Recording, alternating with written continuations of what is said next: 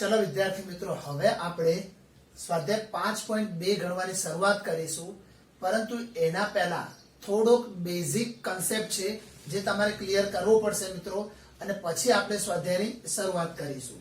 ચલો, થોડાક નવા શબ્દો તમારા માટે આવશે, એમને સમજી લેજો. જે યામ સમતલના તમે અત્યાર સુધી x અક્ષ ને y અક્ષ દ્વારા બનતા યામ સમતલને શીખી ગયા છો, પણ અહીં શું કહે છે કે જે યામ સમતલના પ્રત્યેક બિંદુને સંગત અથવા તો બિંદુને અનન્ય સંકર સંખ્યા સાથે સંગત કરી શકાય તેને સંકર સમતલ અથવા તો આર્ગંડ સમતલ કહેવામાં આવે છે. ધારો કે અહીંયા કોઈ કિંમત આપી છે x અને y, એ સંકર સંખ્યા છે. સંકર સંખ્યા એટલે કઈ રીતની હોય મિત્રો, જો બતાવી દઉં તમને. અહીંયા ધારો કે આ રીતે સંકર સંખ્યા આવી આપેલી હોય, ભાઈ x પ્લસ iy આ રીતે, તો એ સંકર સંખ્યા થઈ ગઈ, જેને આપણે z કહીએ છીએ. ચલો, z બરાબર રાખીએ આને. તો z બરાબર x પ્લસ iy એ કયા બિંદુને સંગત છે? બિંદુ p ને સંગત છે. તો આવી રીતે જેને દર્શાવી શકાય, એટલે કે એવું યામ સમતલ જેમાં સંકર સંખ્યાઓને દર્શાવી શકાય, એમને આપણે આર્ગંડ આકૃતિ અથવા તો આર્ગંડ સમતલ કહીશું. હવે દેખો, આર્ગંડ સમતલમાં સંકર સંખ્યા x પ્લસ iy એનો જો માનાંક કરવામાં આવે તો શું મળે? તો એનો માનાંક √x² + y² મળે. અહીંયા જોઈ શકાય છે. દેખો, એ કેવી રીતે મળે એ તમને સમજાયેલું અહીંયા. ચલો ધ્યાન આપો, આને જોઈન્ટ કરી દો તો અહીંયા કાટકોણ ત્રિકોણ રચાશે. તો આ x અક્ષ વાળો ભાગ છે એને આપણે x કહીશું, અને આ જે ડિસ્ટન્સ છે કોના જેટલું હશે? y યામ જેટલું હશે. તો ઊભો ભાગ છે y કહેવાય. હવે પાયથાગોરસ શું કહે છે? કર્ણનો વર્ગ બરાબર બાકીની બે બાજુના વર્ગોનો સરવાળો, તો x² + y². પણ કર્ણનો વર્ગ હતો તો કર્ણ શું થઈ જાય? √x² + y². સમજ પડે છે? થોડુંક સમજો મિત્રો, વિડિયો 2 વાર જોજો તો તમને જલ્દી સમજ પડી જશે. અહીંયા તમારે આટલું બધું યાદ રાખવાની જરૂર નથી મિત્રો. માત્ર એવું કહેવામાં આવે કે ભાઈ x પ્લસ iy નો માનાંક એટલે શું? તો √x² + y². અને એ શું છે? તો ઉગમ બિંદુ 0 થી સંકર સંખ્યા pxy સુધીનું અંતર છે. ઓકે, તો o થી p વચ્ચેનું અંતર છે, અને એને આપણે મોડ ઓફ z એટલે કે z નો માનાંક, જેને r તરીકે પણ આપણે ઓળખીશું, તો એ કહીશું √x² + y². હવે r એટલે શું? રેડિયસ. તો કોનું રેડિયસ? તો એક્ચ્યુઅલમાં અહીંયા ઉગમ બિંદુ અહીંયા છે, અને અહીંથી આ બિંદુ સુધીનું જે વર્તુળ બનતું હોય, એ વર્તુળ માટે એ શું બની જાય?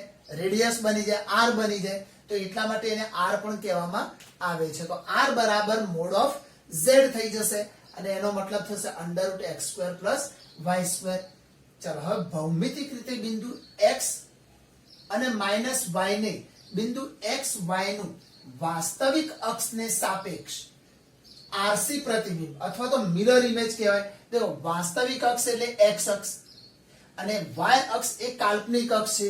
તમે જે જમીન પર ચાલો છો ત્યાં કોઈ એક્ઝેક્ટલી સપોર્ટ છે એટલે તમે ચાલો છો, એને x અક્ષ કહેવાય. પરંતુ જો ઊભી લાઈન વિચારવામાં આવે તો ઊભી કોઈ લાઈન તો છે નહીં, એને આપણે કાલ્પનિક વિચારીએ છીએ. તો એટલા માટે ઊભી લાઈન એ કાલ્પનિક અક્ષ છે, અને આડી લાઈન એ વાસ્તવિક અક્ષ છે. તો વાસ્તવિક અક્ષને સાપેક્ષ અહીંયા જો કોઈ બિંદુ xy છે, અને વાસ્તવિક અક્ષને સાપેક્ષ એનું આ પ્રતિબિંબ થશે. પરંતુ અહીંયા x તો સેમ જ હોય, પરંતુ y યામ શું હોય? ઉપર ધન હોય, નીચે ઋણ હોય, એટલે નીચે આવશે x - y. તો એ એનું આરસી પ્રતિબિંબ અથવા તો મિરર ઇમેજ આપણે કહીશું. હવે સંકર સંખ્યાનું ધ્રુવીય સ્વરૂપ છે. આ સૂત્ર તમે ડાયરેક્ટલી યાદ રાખો. z = r કૌંસમાં cos x + i sin x અથવા તો થીટા. તો અહીંયા લખાશે cos θ + i sin θ. ઓકે, એમાં થીટા શું છે એ આપણે જોઈ લઈએ. દેખો, r એટલે તો મેં તમને કહી દીધું કે r એટલે મોડ ઓફ z, કોઈ પણ બિંદુ તમે મિત્રો યાદ કરો ચેપ્ટર 3 ની અંદર જ્યારે એકમ વર્તુળ શીખ્યા હતા તો એકમ વર્તુળનું પહેલું બિંદુ કોસનું જ બિંદુ હોય. અહીંયા જે 1 0 આવતું એ પહેલું બિંદુ કોસનું હોય અને બીજું બિંદુ કોનું હોય? સાઈન નું હોય. તો અહીંયા ધ્રુવીય સ્વરૂપમાં પણ એવું જ હોય મિત્રો, r cos θ. કેમ cos θ? કે પહેલું બિંદુ કોસનું જ હોય અને i ની સાથે શું આવશે? r sin θ. બંનેનો r આપણે કોમન લેતા હોઈએ છીએ એટલે આપણને મળશે cos θ plus i sin θ. એમાં r નું તો મતલબ ખબર પડી ગઈ, પણ θ એટલે શું? તો દેખો r એ z નો માનાંક એટલે કે મોડ ઓફ z છે, પણ θ એ z નો કોણાંક છે, આર્ગ્યુમેન્ટ છે. એને બોલાય આર્ગ્યુમેન્ટ ઓફ z. આ રીતે એને બોલી શકાય. તો કેવી રીતે નક્કી કરીશું કે એનો કોણાંક θ શું હોઈ શકે? તો એના માટે તમારે ચેક કરવાનું કે θ કયા ચરણમાં છે. જો θ પહેલા ચરણમાં હોય તો θ ની જગ્યાએ તમારે આલ્ફા લેવાનું. આલ્ફા શું છે એ દાખલામાં સમજાવીશ તમને. જો θ બીજા ચરણમાં હોય તો પાઈ માઇનસ આલ્ફા થઈ જાય. ત્રીજા ચરણમાં હોય તો આલ્ફા માઇનસ પાઈ થશે અને ચોથા ચરણમાં હોય તો માઇનસ આલ્ફા થશે. આ θ ની વેલ્યુ છે. એને ટૂંકમાં લખો તો આ બોક્સ તમે જોઈ શકો છો. દેખો x અને y બંને ધન હોય તો θ પહેલા ચરણમાં હોય અને પહેલા ચરણમાં હોય તો θ ની જગ્યાએ તમારે શું મૂકવાનું આવશે? આલ્ફા. ચોથા ચરણમાં હોય તો માઇનસ આલ્ફા. એટલે બીજામાં તો પાઈ માઇનસ આલ્ફા અને ત્રીજામાં તો આલ્ફા માઇનસ પાઈ. બરાબર? આ રીતે તમે ચારે ચાર ને યાદ રાખો. આનો જ્યારે ઉપયોગ થશે ત્યારે એક્ઝેક્ટલી તમને ખબર પડશે કે શું કહેવા માંગીએ છીએ આપણે. ઓકે, તો એકવાર ફરીથી આટલે સુધી જોજો. હું તો કહું કે 2 વાર 3 વાર જોજો અને શાંતિથી લખજો, થોડોક સમજવાનો પ્રયત્ન કરજો અને પછી વિડીયો અહીંથી આગળ જોજો, જેથી કરીને સ્વાધ્યાય 5.2 માં કોઈ જ તકલીફ પડશે નહીં. ઓકે, ચલો મિત્રો હવે શરૂ કરીએ સ્વાધ્યાય 5.2. બહુ સિમ્પલ છે દાખલા, બિલકુલ અઘરા નથી. પ્રશ્ન 1 અને 2 માં તો શું કીધું છે કે આપેલ દરેક સંકર સંખ્યાનો માનાંક અને કોણાંક આ બે વસ્તુ આપણે શોધવાની છે. બહુ સિમ્પલ છે. ચલો પહેલા માનાંક શોધીએ. એ પહેલા અહીંયા જોઈ લઈએ મિત્રો. દેખો કે x બરાબર આપણને શું મળ્યું છે? -1 અને y બરાબર -√3.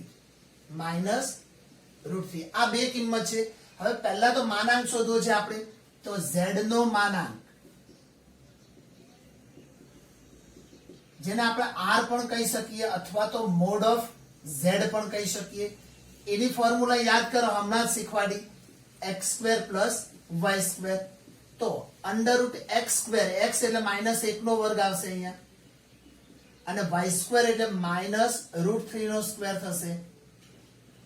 હવે -1 નો વર્ગ 1 થશે અને √3 નો -√3 નો વર્ગ 3 થશે એટલે ટોટલ 4 થઈ ગયા. અને 4 નું વર્ગમૂળ શું મળશે? 2. આ 2 શું મળી ગયું આપણને? z નું માન અથવા તો z નો માનાંક મળી ગયો. બોલો ક્યાં અઘરું લાગ્યું? આમાં બધા દાખલામાં z નો માનાંક શોધવા આટલું જ ઈઝી રહેશે. આ જ કામ કરવાનું. x અને y તમારે લખવાના અને આ ફોર્મ્યુલામાં ગોઠવી દેવાના. હવે શું કહે છે? કોણાંક શોધો. તો કોણાંક માટે મિત્રો આપણે આનો ઉપયોગ કરીએ છીએ. હમણાં તમને મેં શીખવાડ્યું કે θ બરાબર આલ્ફા લેવાના, તો અહીંયા માઇનસ આલ્ફા હોય. અહીં પાઈ માઇનસ આલ્ફા હોય તો અહીંયા આલ્ફા માઇનસ પાઈ હોય. આ રીતે ચાર મગજમાં સેટ કરી નાખવાના. હવે આપણે પહેલા તો ચેક તો કરવું પડશે કે આલ્ફા કોણ છે, પહેલા એ તો શોધવું પડશે ને. તો આલ્ફા શોધવા માટે દેખો મેં સૂત્ર તૈયાર કર્યું છે તમારા માટે કે tan alpha = mod of y upon x. Okay, ક્યારેક ક્યારેક આવું પણ લખેલું હોય કે mod of ઉપર લખેલું હોય કે ભાઈ imaginary parts of z upon real parts of z. હવે imaginary parts એટલે y જ કહેવાય અને real parts એટલે એને x જ કહીશું તો y upon x આવશે. ક્યારેક ક્યારેક એને બીજી ફોર્મ્યુલાથી પણ શોધવામાં આવે છે મિત્રો. x એટલે શું અને y એટલે શું? તો y એટલે શું ને x એટલે શું જોવું હોય તો અહીંયા x એટલે શું લખતા હતા? r cos θ. cos પહેલો હોય અને y એટલે r sin θ. તો એ સૂત્રોની મદદથી પણ દાખલો ગણી શકાય. પરંતુ આ બધી મેથડમાં સૌથી ઈઝી અને એકદમ સરળતાથી યાદ રહી જાય એવી મેથડ છે tan alpha = mod of y upon x. તો હું તમારા માટે એનો જ ઉપયોગ કરીશ મિત્રો અહીંયા. હવે tan alpha = mod of y upon x. y શું છે? તો y છે -√3. અને x છે -1. ચલો માઇનસ માઇનસ ગયા √3/1 એટલે √3 નું માન શું આવશે? √3 જ આવશે. તો tan આલ્ફા √3 આવે દેખો. તો બોલો tan માં √3 ક્યારે આવે? યાદ કરો, tan માં √3 ક્યારે આવે? તો tan 60 જેને બોલાય π/3 આગળ આવે. ઓકે, તો આલ્ફા નું મૂલ્ય π/3 હોય તો આલ્ફા બરાબર લખાશે π/3. સમજો કે tan આલ્ફા √3 ક્યારે આવે હોય? જ્યારે આલ્ફા નું મૂલ્ય π/3 હોય. એટલે tan π/3 હોય તો √3 થાય ને. એટલા માટે આલ્ફા ઇક્વલ ટુ શું લખાશે? π/3. હવે આલ્ફા કયા ચરણમાં છે એ તો પહેલા નક્કી કરવું પડશે, તો જ પૂર્ણાંક મળે. તો દેખો x અને y કેવા છે? x અહીંયા જુઓ, x 0 થી નાનો છે, -1 છે જુઓ, અને y પણ 0 થી નાનો છે. આ બંને 0 થી નાના હોય એવું કયું ચરણ હોય? ત્રીજું. અહીંયા તમે જાણો છો કે x 0 થી નાનો હોય અને y પણ 0 થી નાનો હોય. તો અહીં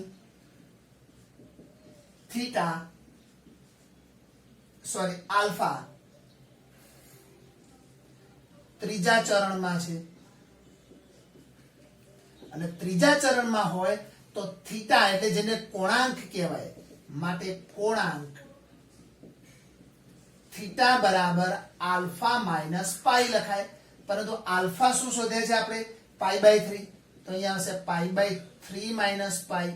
તો દેખો 3 ગુણ્યા પાઈ એટલે 3 પાઈ, અને 1 પાઈ માંથી 3 પાઈ જાય તો -2π/3 -2π/3. આ શું મળ્યું? થીટા. થીટા એટલે શું? કોણાંક. તો કોણાંક પણ મળી ગયો અને એનું માન પણ મળી ગયું. જુઓ મિત્રો, હવે બીજો દાખલો છે એ એક્ઝેક્ટલી આની કોપી હશે મિત્રો. અહીં સુધી તો કોઈ ઇશ્યુ છે જ નહીં. જે છે થોડુંક સમજવાનું આમાં છે. તો tan આલ્ફા શોધવા માટે mod of y/x ની ફોર્મ્યુલા એપ્લાય કરવાની. એવું કરશો પછી તમારે જોવાનું કે ભાઈ આ વેલ્યુ આ ગુણોત્તરમાં ક્યાં મળે, અને એવી રીતે આલ્ફા મળશે. પછી નક્કી કરો કે આલ્ફા કયા ચરણમાં છે. ચરણ નક્કી કરવા માટે x અને y ના મૂલ્યો જોવાના તમારે. એ મૂલ્યો જોયા પછી નક્કી થશે કયા ચરણમાં છે. તો થીટા કેવી રીતે શોધી શકાય? તો પછી તો ફોર્મ્યુલા 4 ચરણની અલગ અલગ આપવામાં આવેલી છે. એ બધીમાં જેમાંથી જે યોગ્ય લાગતી હોય, ઉપયોગમાં આવતી હોય તે મૂકી દેવાની છે. ઓકે, ચલો મિત્રો નંબર 2 માં પણ જુઓ. આપણે આ ભાગ તો એઝ ઇટ ઇઝ રહેવા જ દીધો છે હમણાં. હવે શું કહે છે દેખો, અહીંયા x બરાબર શું આપેલું છે? -√3 અને y બરાબર i નો સહગુણક 1. ચલો પહેલા તો મોડ ઓફ z શોધવો છે. આને આપણે r પણ કહીએ છીએ, યાદ રાખજો. √x² + y² એની ફોર્મ્યુલા એપ્લાય કરીશું આપણે. ચલો √x² એટલે -√3 નો સ્ક્વેર, y² એટલે 1 નો વર્ગ. અહીંયા મળશે 3, 3 ને 4, ને 4 નું વર્ગમૂળ શું થઈ જશે? 2. તો મોડ ઓફ z આ દાખલામાં પણ 2 મળ્યો. જરૂરી નથી કે બધા દાખલામાં 2 આવે. યાદ રાખજો, ઘણા બધા દાખલામાં 2 આવતો હોય છે, પણ એનો મતલબ એવો નથી કે દરેક વખતે 2 જ આવે. બરાબર છે? એટલે પ્રેક્ટિકલી તમારે વિચારવાનું કે ભાઈ એવું જરૂર નથી કે 2 જ આવે. હવે શું શોધવું છે? કોણાંક. અને કોણાંક શોધવા માટે પહેલા તો આલ્ફા ની જરૂર પડશે. હવે આલ્ફા શું હોઈ શકે? તો એના માટે સૂત્ર છે હવે tan alpha equal to mode of y/x. ચલો y ની વેલ્યુ શું છે? 1 છે, અને x ની વેલ્યુ -√3. તો આનો આન્સર માનાંક દૂર થાય એટલે 1/√3 મળે આપણને. તો દેખો tan આલ્ફા બરાબર 1/√3 આવે. બોલો tan માં 1/√3 ક્યારે આવે? π/6 આગળ આવે. તો આલ્ફા બરાબર શું મળશે? અહીંયા π/6 મળી જશે. તો ચલો આલ્ફા મળી ગયો. હવે ચેક કરો કે આલ્ફા કયા ચરણમાં છે. એ તો બહુ જરૂરી છે મિત્રો. તો દેખો x અને y ના મૂલ્ય જોઈ લો. અહીં x કેવો છે? -√3 એટલે 0 થી નાનો, તથા y 1 છે તો y 0 થી મોટો છે. હવે x 0 થી નાનો હોય એટલે કયું ચરણ હોય મિત્રો? આ બે માંથી ગમે તે હોય. અને y 0 થી મોટો છે એટલે બીજું ચરણ હોય. અહીંયા x 0 થી નાનો હોય અને y 0 થી મોટો હોય. તો થીટા માટે શું લઈશું આપણે? તો માટે થીટા બરાબર પાઈ માઇનસ આલ્ફા યુઝ કરીશું. પેલામાં આલ્ફા માઇનસ યુઝ થયું હતું, આલ્ફા માઇનસ પાઈ યુઝ થયું હતું. અહીંયા શું થશે? પાઈ માઇનસ આલ્ફા થશે, તો પાઈ જ રહેશે અને આલ્ફા માટે શું હશે? Pi by 6. તો 6 પાઈ માંથી 1 પાઈ જાય તો 5 પાઈ ના છેદમાં 6, તો થીટા બરાબર 5 પાઈ ના છેદમાં 6. તો આ મળી ગયો એનો કોણાંક, જે કોણાંક છે. આ કોણાંક હતો અને આ શું હતો? માનાંક, જે માનાંક છે.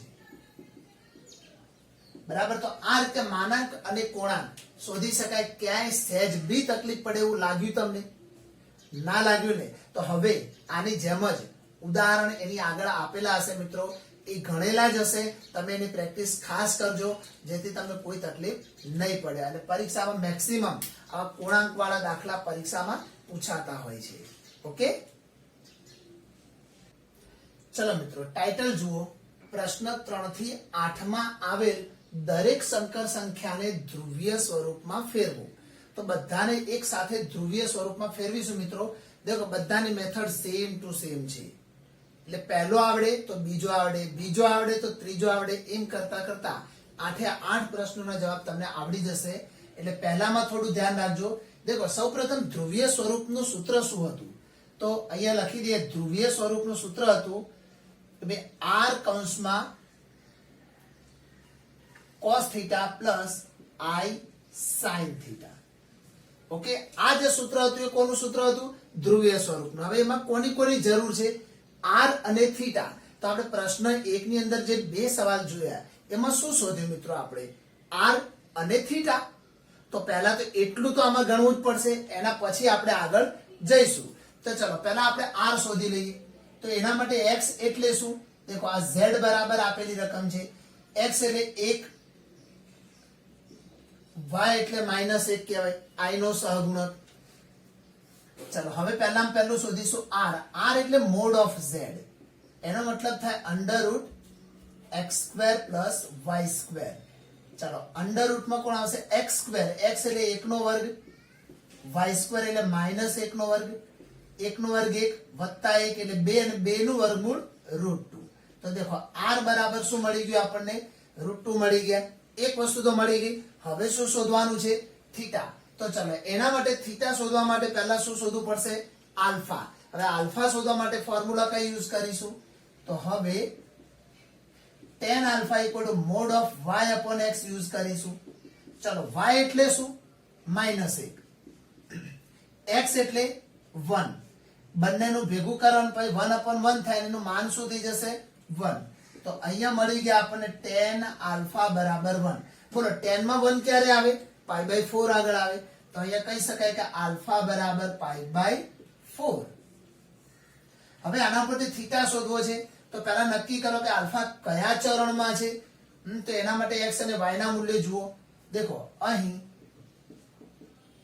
x કેવો છે? 1 થી મોટો, સોરી 0 થી મોટો, અને y છે 0 થી નાનો, આવું છે.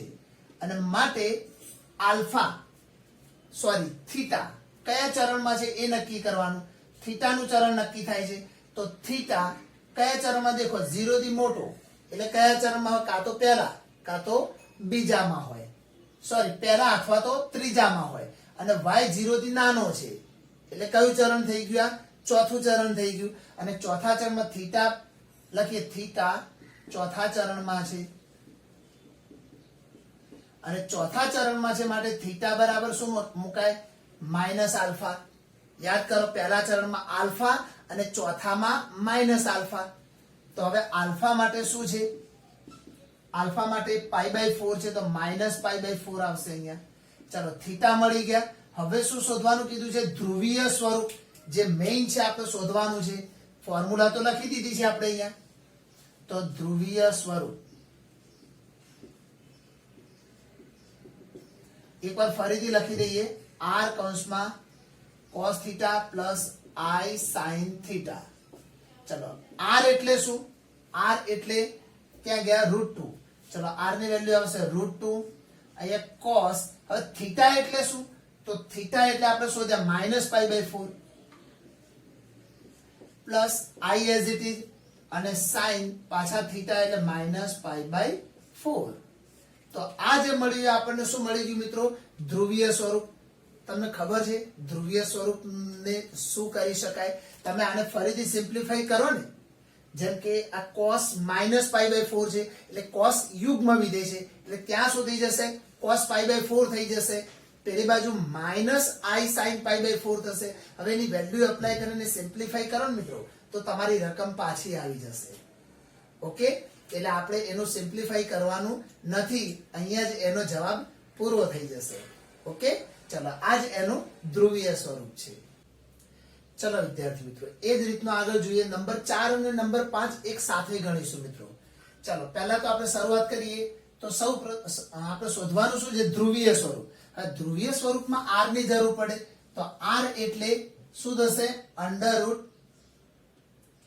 √x² + y². તો √x એટલે -1 તો -1 નો સ્ક્વેર થશે અને y એટલે +1 નો સ્ક્વેર થશે. તો શું મળશે? -1 નો વર્ગ 1, 1 નો વર્ગ 1, 1 ને 1 2 અને 2 નું વર્ગમૂળ √2. તો આપણને અહીંયા મળી ગયા r બોલો કે મોડ ઓફ z બોલો, બંને સેમ વસ્તુ છે મિત્રો. તો અહીંયા મળશે √2. ચલો r નું કામ પૂરું.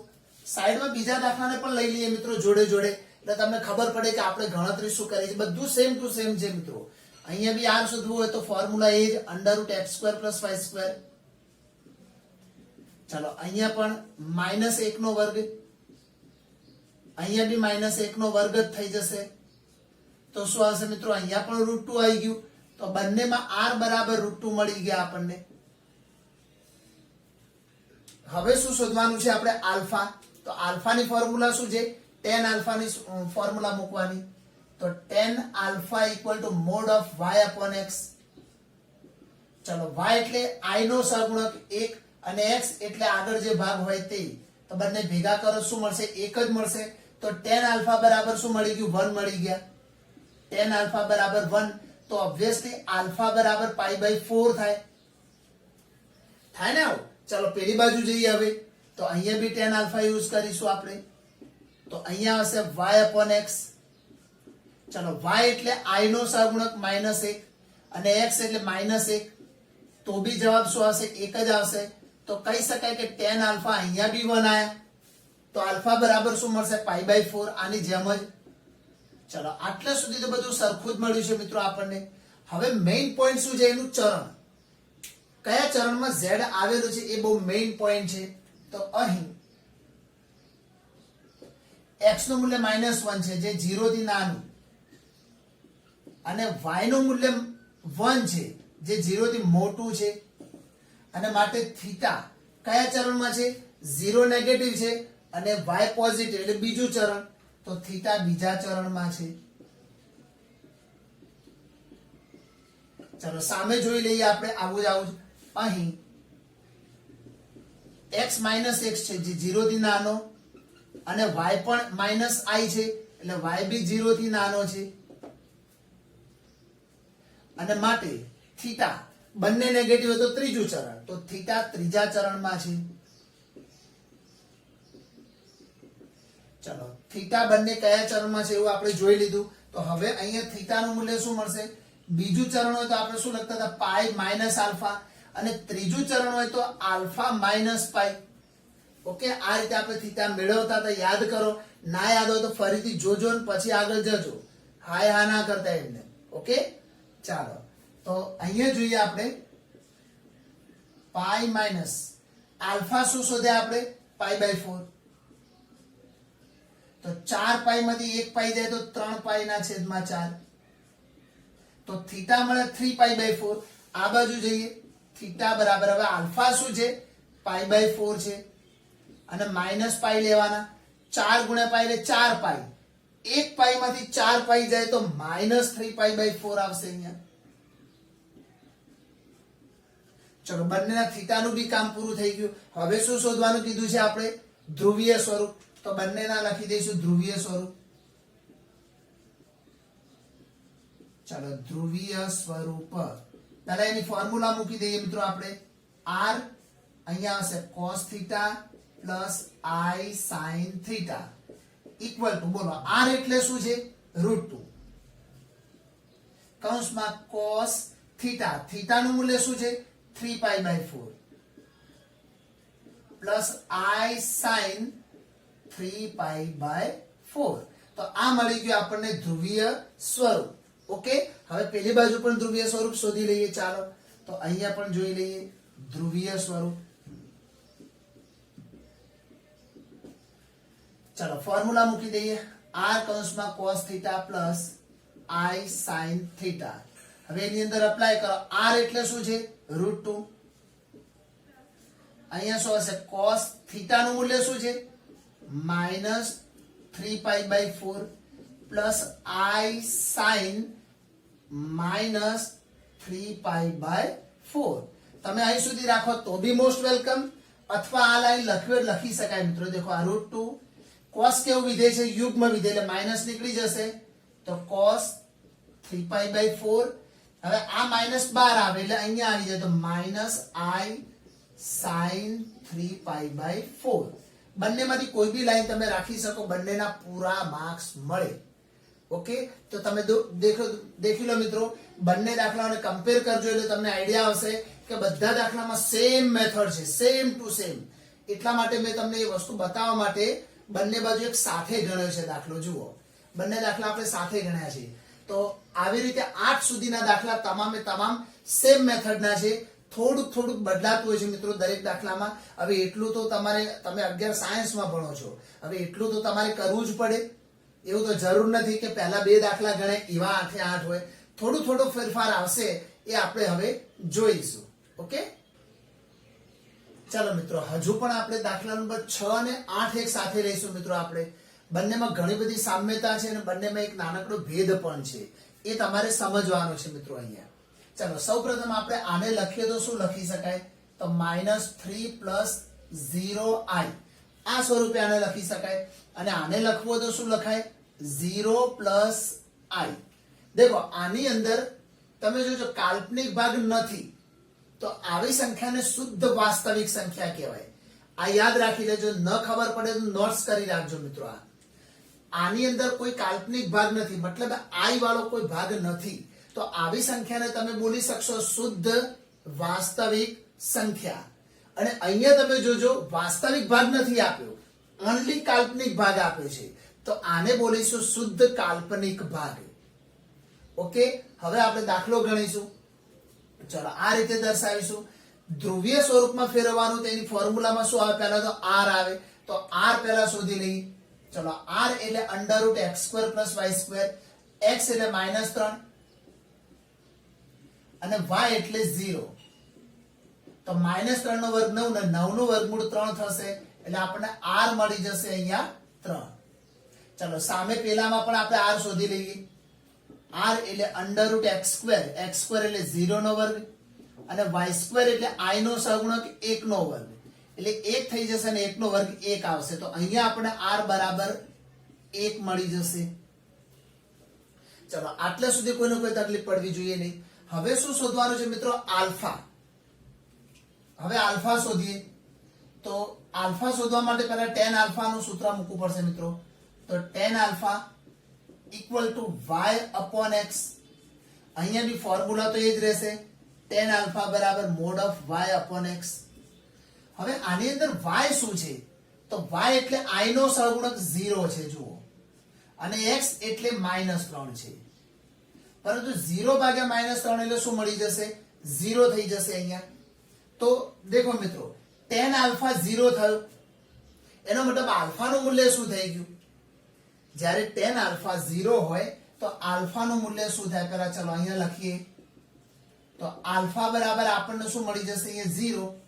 tan 0 ની વેલ્યુ 0 છે, યાદ કરો, tan 0 ની વેલ્યુ 0 છે. ઓકે, તો આલ્ફા 0 થશે. આમાં જોઈએ ચાલો, y ની વેલ્યુ શું છે 1 અને x ની વેલ્યુ 0, મતલબ અવ્યાખ્યાયિત થશે મિત્રો. આ તો 1/0 અવ્યાખ્યાયિત થઈ ગયું. તો tan માં અવ્યાખ્યાયિત ક્યારે આવે, જ્યારે આલ્ફા નું મૂલ્ય π/2 હોય. તો અહીંયા લખી શકાય આલ્ફા બરાબર π/2. ઓકે, ચલો હવે બીજી વસ્તુ મેઇન પોઈન્ટ શું હતો મિત્રો, દેખો સામ્યતા તો લગભગ બધી સરખી જ છે, પરંતુ જ્યારે આલ્ફા નું મૂલ્ય 0 હોય એટલે એકચ્યુઅલમાં આવી ઘટના કહેવા માંગે છે. અહીંથી સ્ટાર્ટ કરો તમે અને આલ્ફા 0 જ આવીને ઉભો રહે અહીંયા જ, એટલે સ્ટ્રેટ લાઈન થઈ જાય.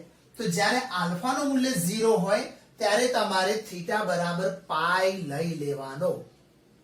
આલ્ફાનું મૂલ્ય 0 હોય ત્યારે થીટા બરાબર શું લઈ લેવાનું? પાઈ. અને જ્યારે આલ્ફાનું મૂલ્ય π/2 હોય ત્યારે થીટાનું મૂલ્ય તમારે π/2 જ લેવાનું છે. ઓકે, સમજ પડી ગઈ? ચલો આને થોડુંક ટેકનિકલી જ લઈ લઈએ. આ તમને ડાયરેક્ટ સમજાયું. સમજ ના પડે તો ટેન્શન લેતા નહીં, અને સમજ પડે તો લખી નાખજો ક્યાંક. હું જે બોલ્યો છું ફરીથી સાંભળીને લખી નાખજો, બરાબર? બાકી જેમ બધા દાખલા ગણતા હતા એ રીતે ગણવાનો ટ્રાય કરીએ. ચાલો, હવે આલ્ફા 0 છે. હવે આપણે શોધવું છે થીટા. તો આલ્ફા કયા ચરણમાં છે એ પહેલા શોધવું પડશે, તો થીટા મળશે, બાકી નહીં મળે. તો ચાલો આની ઉપરથી નક્કી કરીએ કે x નું મૂલ્ય -3 છે, એ 0 થી નાનું કહેવાય. અને y નું મૂલ્ય 0 છે. દેખો 0 છે ને એને 0 કે તેથી મોટામાં જ ગણતરી કરવાની તમારે. એટલે 0 એટલે પોઝિટિવ એરિયા છે એવું વિચારી લેજો તમે. બાકી જો બીજી દ્રષ્ટિએ તમે જો વિચારવા જાઓ ને તો x 0 થી નાનો છે એટલે અહીંયા ક્યાંક હોય, અને y નું મૂલ્ય 0 છે એટલે આપણું મૂલ્ય જે બી છે અહીંયા જશે. તો આલ્ફા આ બિંદુ ઉપર શું આવે? અહીંથી ચાલુ થાય તો અહીંયા શું આવે? પાઈ જ આવે ને થીટાનું મૂલ્ય. છતાં બી આપણે એવું નથી વિચારતા. આપણે જે ટેકનિકલી તમે શીખેલા છો અત્યારે એ જ વિચારીએ કે x નું મૂલ્ય 0 થી નાનું અને y નું મૂલ્ય 0 થી મોટું. એનો મતલબ આપણો થીટા બીજા ચરણમાં છે. થીટા કયા ચરણમાં છે? બીજા. તો અહીંયા લખાશે માટે થીટા બીજા ચરણમાં છે. હવે જો થીટા બીજા ચરણમાં હોય તો થીટાનું મૂલ્ય શું લખીએ છીએ આપણે? યાદ કરો, પાઈ માઇનસ આલ્ફા. યાદ આવ્યું? ના આવે તો ફરીથી આગળ જોઈ લેજો. તો થીટા બીજા ચરણમાં આવે તો થીટાનું મૂલ્ય પાઈ માઇનસ આલ્ફા થાય. તો પાઈ માઇનસ આલ્ફાનું મૂલ્ય શું છે? 0. તો શું મળી ગયું આપણને? પાઈ. તો મેં આજ તમને કીધું કે થીટાનું મૂલ્ય પાઈ કેમ આવ્યું, બરાબર? બાકી એડવાન્સમાં આલ્ફા 0 હોય તો થીટા પાઈ લખવાના છે, યાદ રાખજો. ને આલ્ફા π/2 હોય તો થીટા પણ π/2 જ આવે. ચલો એ પણ જોઈ લઈએ. આ દાખલામાં x નું મૂલ્ય કેવું છે? 0 એટલે તમારે 0 થી મોટા ગણવાના છે, યાદ રાખજો. અને i નો સહગુણક 1 છે તો y નું મૂલ્ય પણ 0 થી મોટું છે.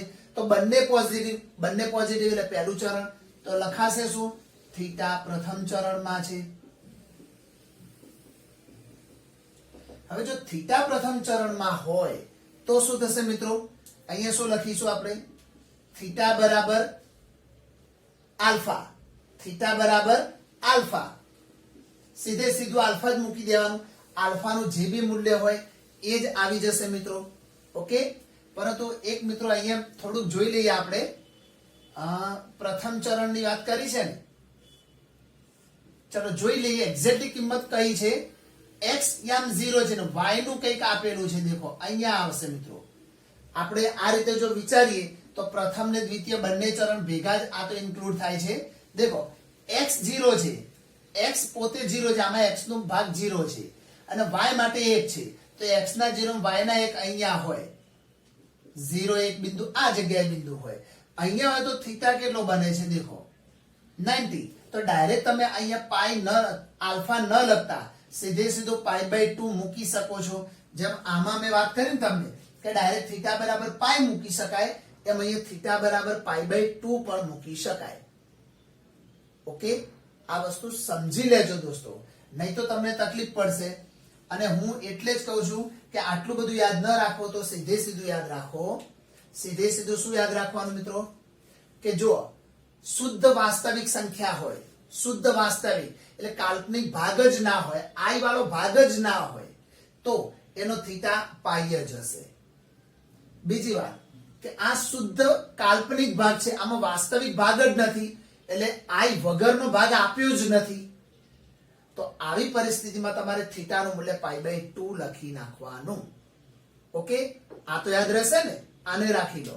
ચાલો હવે છેલ્લી લાઈન શું લખવાની છે આપણે? ધ્રુવીય સ્વરૂપ.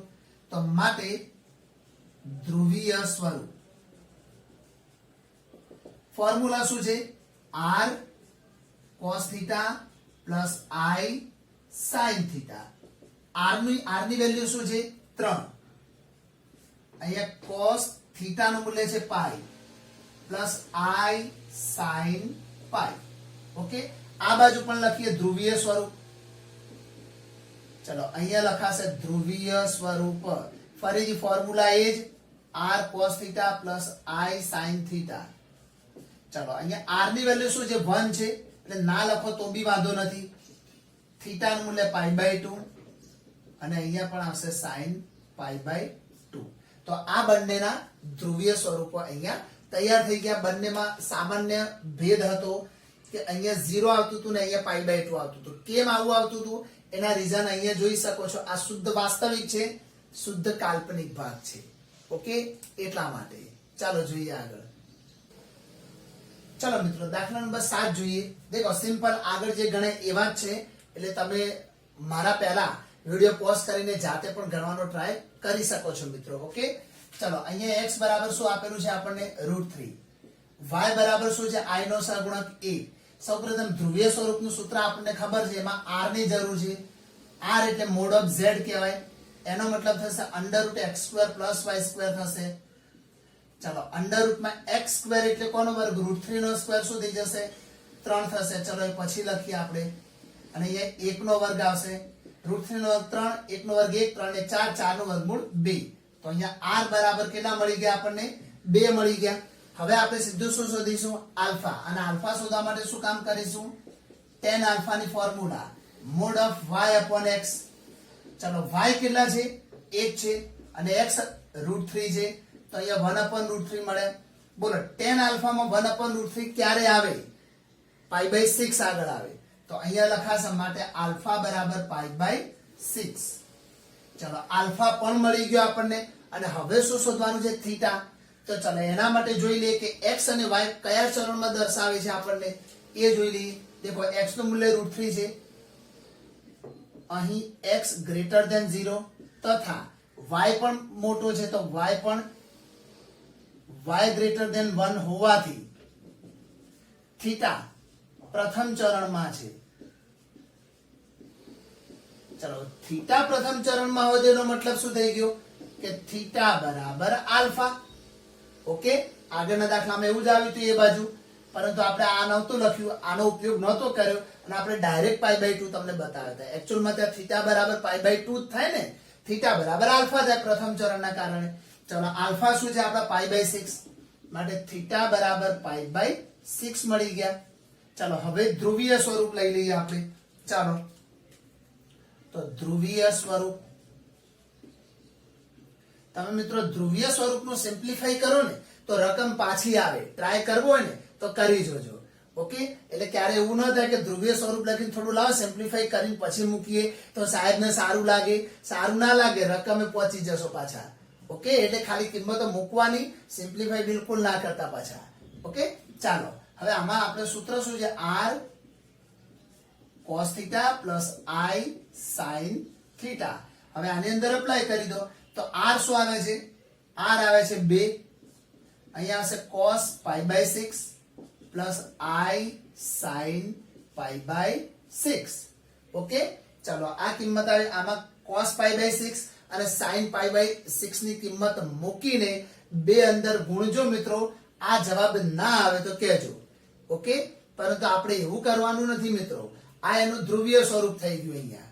ઓકે, ચાલો હવે આપણે સ્વાધ્યાય 5.2 અહીંયા પૂરું કર્યું. 5.2 ની આગળ જે ઉદાહરણ છે એ મિત્રો ગણજો. ગણેલા જ આપ્યા છે, ના આવડે એવું બનશે જ નહીં. જો આ આખો વિડિયો વ્યવસ્થિત જોયો હશે તો સ્વાધ્યાય 5.2 ની આગળના બધા ઉદાહરણ તમને આવડી જશે. ઓકે, ચાલો હવે મળીએ નેક્સ્ટ વિડિયોમાં નેક્સ્ટ એક્સરસાઇઝની સાથે.